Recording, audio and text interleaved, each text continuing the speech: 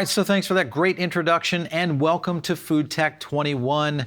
This is the virtual event for the technology side of the restaurant and hospitality business.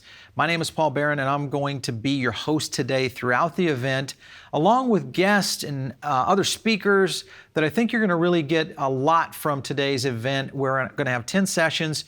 The big thing is we're going to have some real live Q&A, so you can actually ask me questions by just jumping into the Q&A, giving me your thoughts on what you think around these topics that I'll be presenting today, and of course with other speakers as we go throughout the day. So today we're going to be going into where is technology taking us, and I guess how are we going to get there? And it's one of the big topics that I get asked often, and that is when you look at today's landscape, this is one of the areas, what will be the new business model? What will be the new business landscape for the industry going forward? It's kind of what everybody out there is putting together in terms of what's this going to look like, whether how I run my operations, how I move to the next level. All of this is really kind of starting to play into how technology is implementing on the restaurant industry. And of course, some of this is going to be going into what I think are some of the most unique things about the industry, and that is the conditioning of society. When you look at the bullet points you see right here, this is a really good example of the things that are happening throughout society right now, which is the new consumer emerging. This is going to be a huge impact on the industry. It's going to have so much impact, we'll start to see this for decades to come. Remote work also will be a major factor, and I think everybody's kind of already experiencing that with work from home components.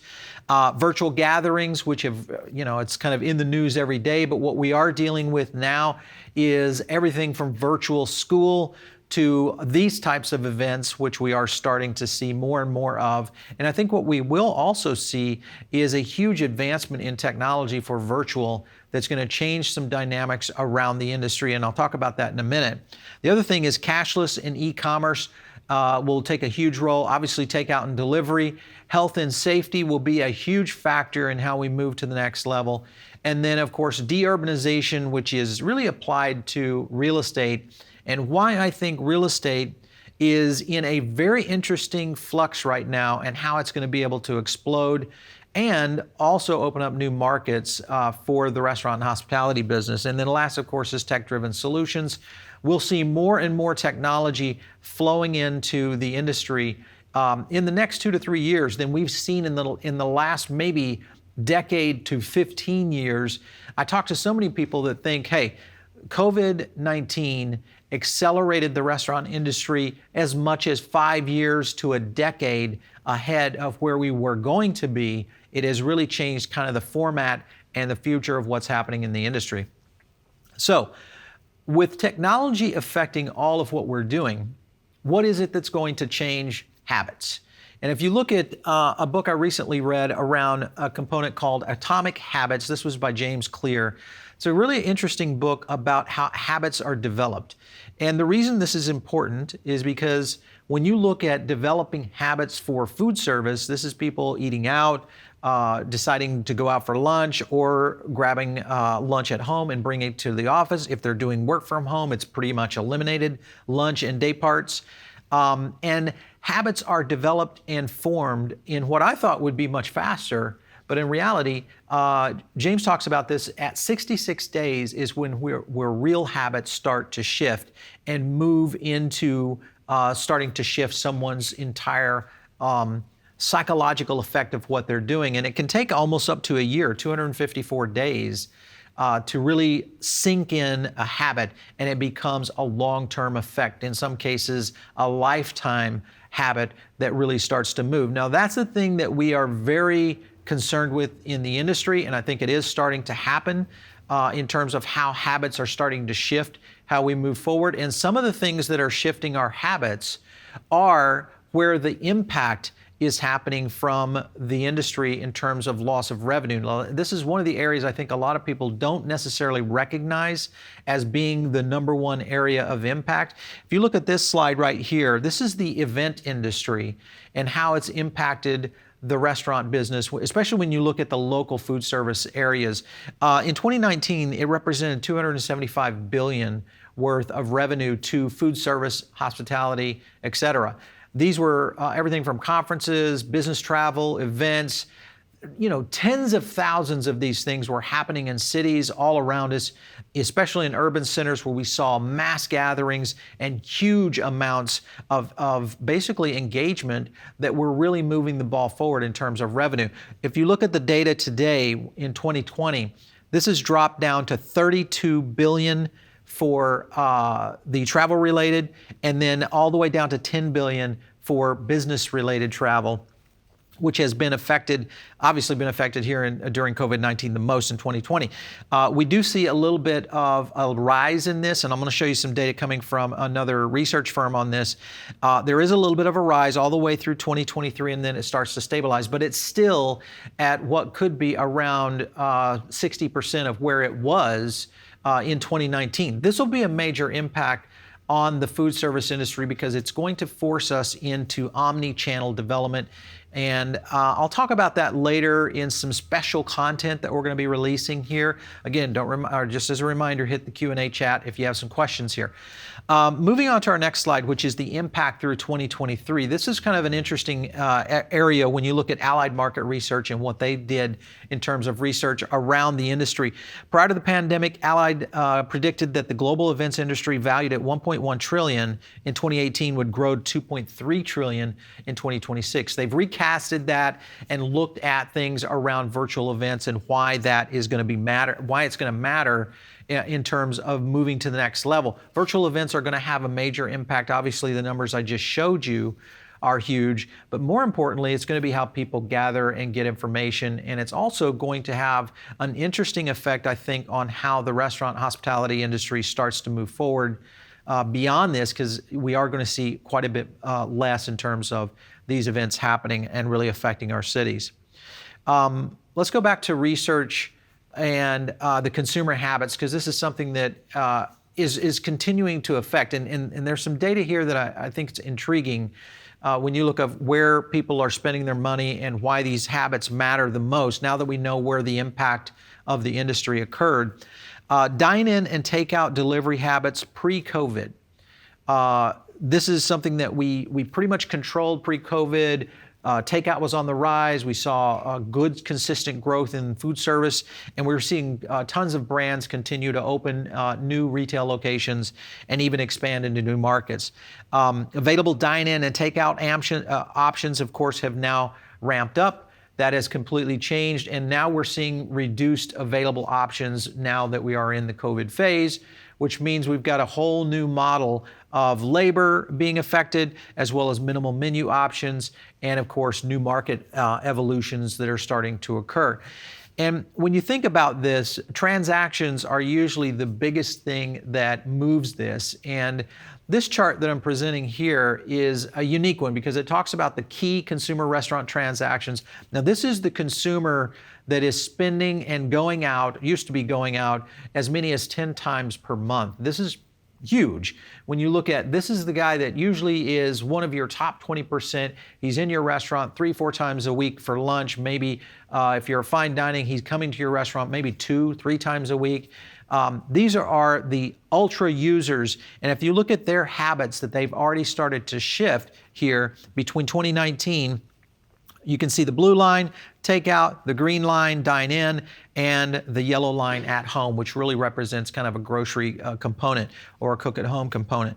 But as you can see, dine in was kind of holding its line with at home more so than anything, and takeout was pretty much at the bottom there in 2019. And we've moved, of course, in flipping those lines.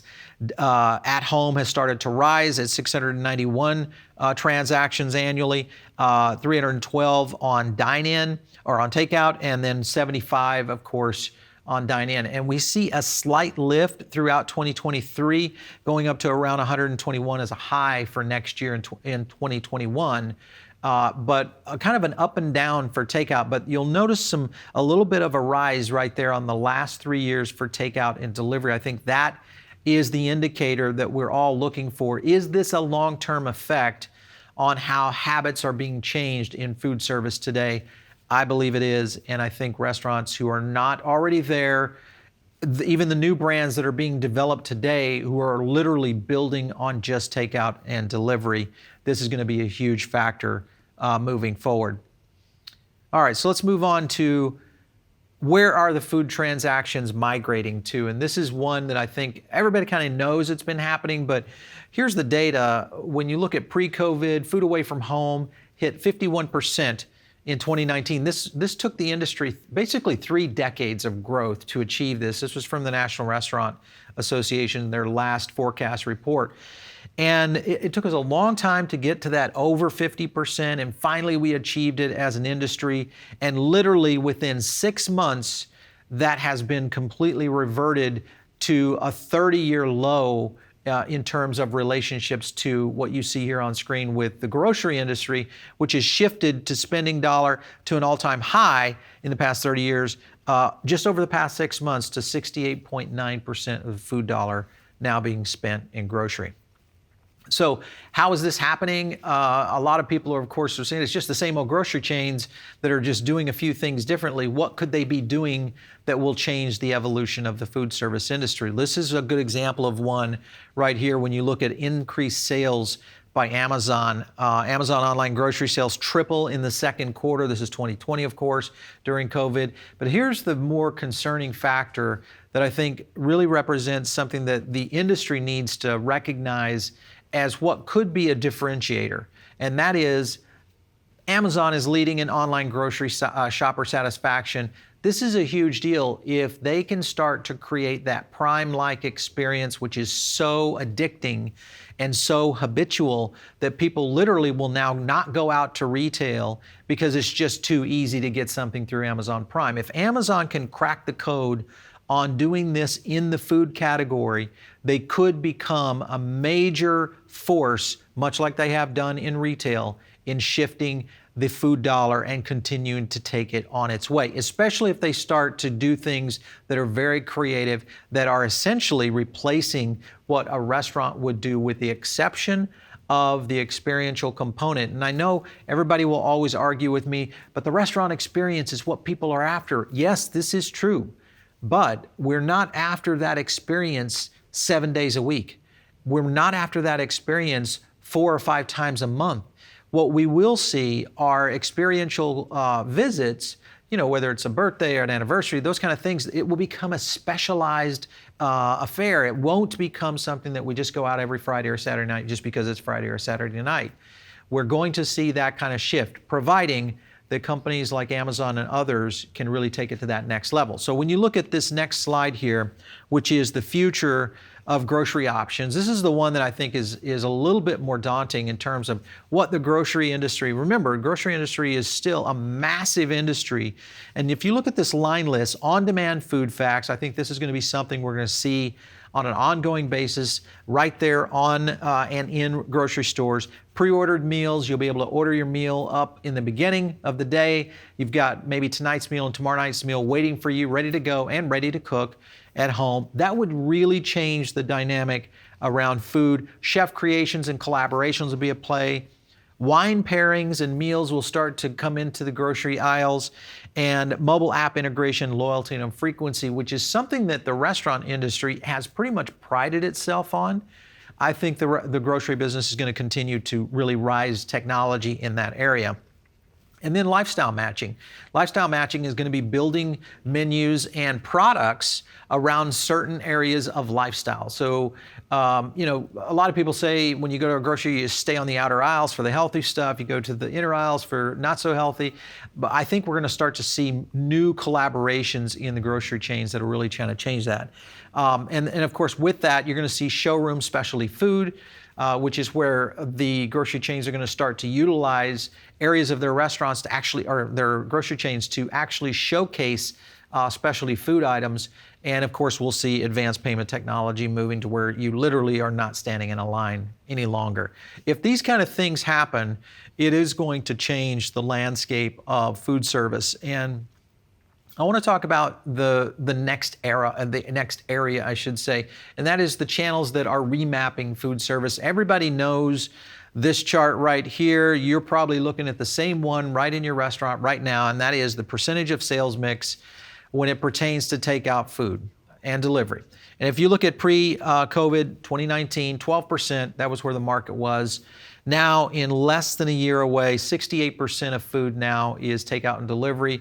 In 2020, we think that's going to be the global or the national average. 72% we think will continue to climb in 2021 because there's going to be some new market entries moving into the space. And then by 2022, 79%.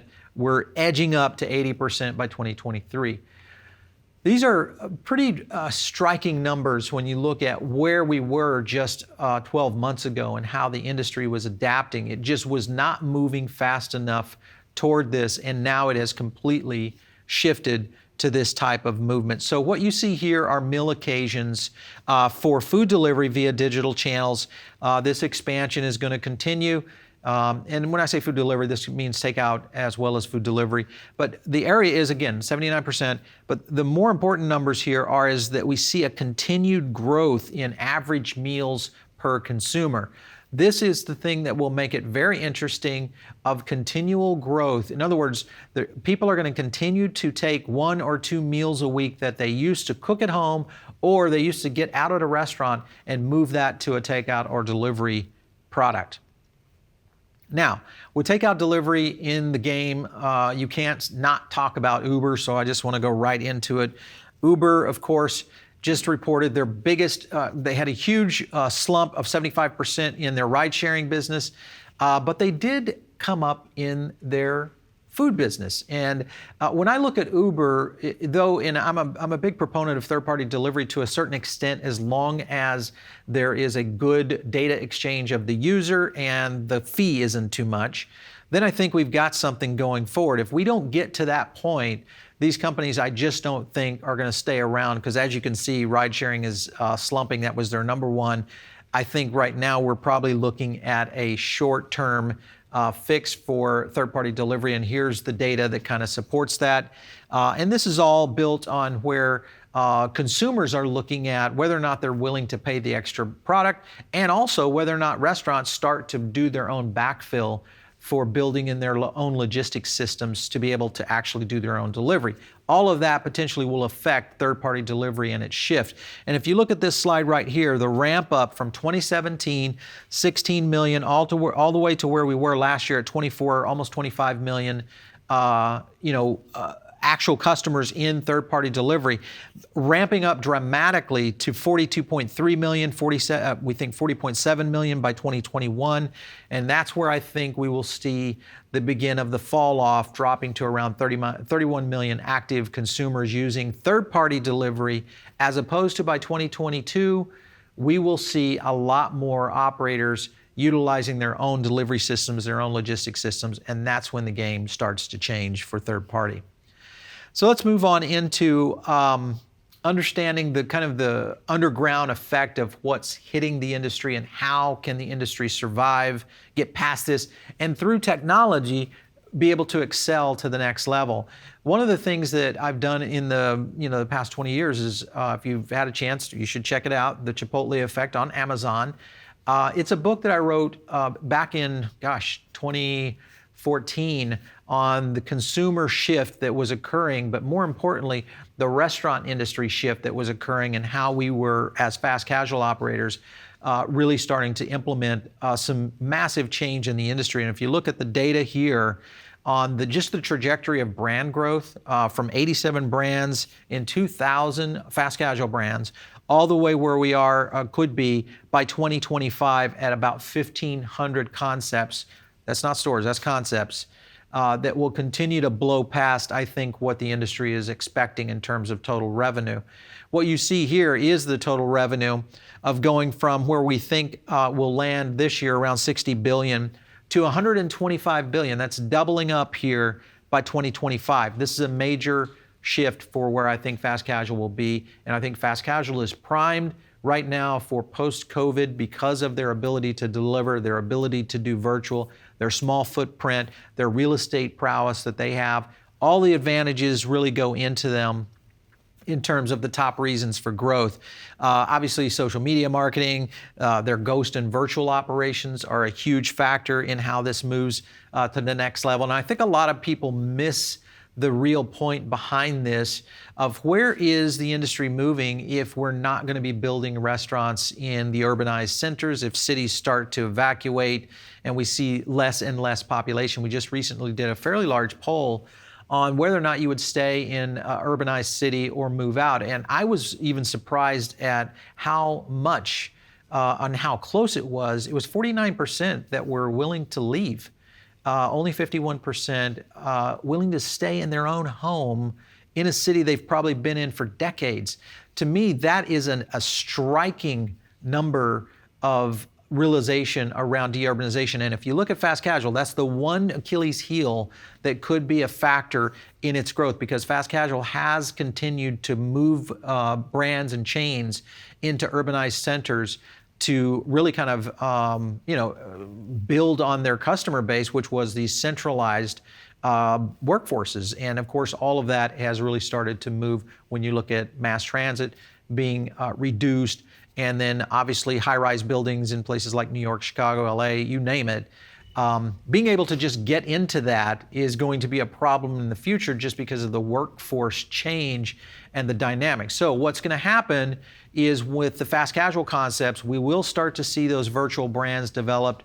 We will see non-traditional flex space become kind of a factor around the industry. And I think you're going to really see something that is going to impact the industry in a big way, and that is a new footprint around real estate. And a lot of people talk about this right now, renegotiation of real estate, dealing with where the migration might be occurring and where some new market developments are happening. All of those things are real, and it's something that I think that the industry is going to continue to have to deal with, is this movement of our population, and especially movement of the affluent population into some of the suburbs that could become major factors for growth. And of course, technology is going to be a big component of how that moves to the next level. So let's talk about virtual brands a little bit here, because everybody always wants to talk about ghost kitchens and whether its impact on the industry and is going to be real. There are some good reasons here for ghost kitchen. If you look at this line list here and kind of our estimate of where they are going to be, I mean, back in 2019, there was just a scant number of these out there. And now here we are in 2020, and we're already seeing double that number. We think by 2021, 162. We could see out there, and these are major ghost kitchens, and then moving all the way up to 890 concepts. These are concepts that might have multiple ghost kitchens within them. So big reasons: new online markets, huge, delivery logistics with a SaaS type product or a software as a service. That's going to be a big factor. Low operational cost, multifunctional lifestyle menus being able to change around, and then moving into second-tier markets is going to be a pretty big deal. I think that is something that it's kind of the hidden gem behind where ghost kitchens could be going in the future. All right, so I'm going to wrap up here and kind of move into the last couple of things, and that is, first, I want to talk about the virtual event here on this. And don't forget, if you have a few questions, I'm still taking Q&A here, so just drop them right there in the Q&A, and we'll definitely get those answered for you. But the virtual event program that we're doing here at Foodable with what you're seeing here on FoodTech21, the goal is really to provide a new level of education, what you're going to be seeing throughout the day in some of our sessions and also in some of our speakers. It's a new evolution of how people are learning. And I think what you will understand is you've got to have that engagement type of component in a virtual platform like this to really make it something that's going to stick with you as an operator, but more importantly, it's going to be something that's going to help your business. And that's the thing that I think when we look at what we're doing and the events that we've held, if you have not had a chance, I want you to go to virtual.foodable.io, and that will land you on what is somewhat like a Netflix page for virtual events. You'll get a chance to go to our on-demand library of a previous event we just did, which was Food Leaders. You've got to check that one out. 10 sessions, and there were some killer sessions in there that would and potentially could help your business stay alive. So don't miss that. Get over and check that out for sure. And then we have some other events coming up. We've got one called Bar Virtual that's coming soon. You'll get a chance to see live demos. You're going to get a chance to talk with some of the best bartenders in the world will be on that virtual event. It's something that I think virtual events can bring to the industry that we've never been able to bring together before, and that is more of a global village and potentially making it much more accessible for everyone, as opposed to the people who can afford to travel to a big city through big business expenses versus getting in and learning right here on an event like this. Last but not least, I wanted to kind of prop up my podcast. If you guys haven't had a chance, please subscribe to these. These are where you're going to get me coming out and talking about the industry and talking to what I think are some of the best leaders in the industry, and that's on the Barron Report. We try to do that 2 to 3 times a week, and we really load it up with operators, technology companies, food service suppliers. It really goes across the industry as a whole, and I think it's one that is worth a subscribe. The other one is Fast Casual Nation. It's one of my oldest podcasts, but it's one of the ones I love doing because we get a chance to talk to CEOs and they kind of tell us the insights of where they're going with their business. So you don't want to miss that one. And then last, of course, is Disruption Decade. It's kind of where I go off the rails a bit into a lot of other categories, not necessarily related to food, but if you want to get it into the mind of me, that's usually where I'm going to be talking about new things. You guys, of course, stay tuned right here on FoodTech21. We've got a big lineup for the rest of the day. It is going to be awesome. We'll catch you soon.